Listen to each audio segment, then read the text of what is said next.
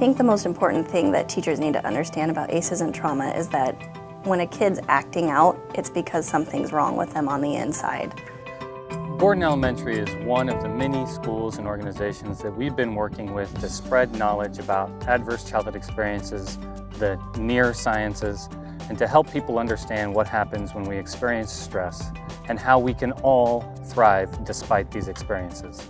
Having Kitsap Strong come every month has been super beneficial to our staff. It gives us a common language and it teaches us how to talk to kids when they have a problem going on. I think the most valuable thing is teaching us that kids need to de-escalate. And so when there's a problem going on, we always want to solve it right away.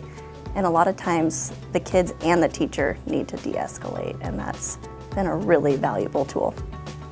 Hello, today we will be talking about the 3 parts of the brain, like the prefrontal cortex, the amygdala, and the hippocampus. These are all going to be very interesting facts. I hope you enjoy this presentation on the brain.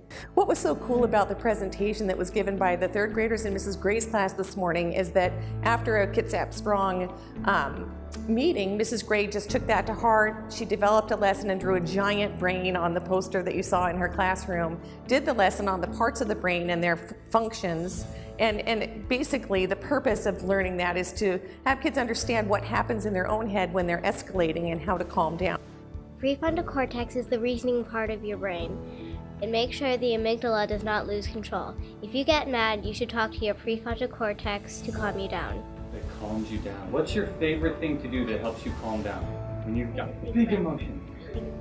Take a big breath. Can we all try it?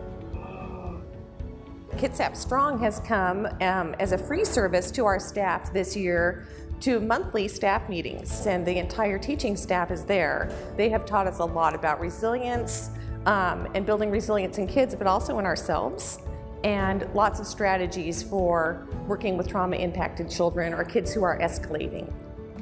If you didn't have the prefrontal cortex inside your brain, the amygdala would go all crazy and you'd get mad all the time. The prefrontal cortex is the best part of your brain to calm you down. Hello, this is the hippocampus group. Our group will be talking about the hippocampus. The hippocampus with all of your memories is very, very important. If you need a strategy to help calm you down, the hippocampus will remember one for you. We hope you enjoy learning about the hippocampus. Basically, the purpose of learning that is to have kids understand what happens in their own head when they're escalating and how to calm down. Kind of get a grip on their emotions, or what we say, don't flip your lid. You can prevent that if you are aware of the functions and processes in your brain. Is this the cool down kit? Awesome. Can you guys show me parts of it? Or it just helps to watch. Having Kitsap Strong come to our school once a month is just a really good checkpoint.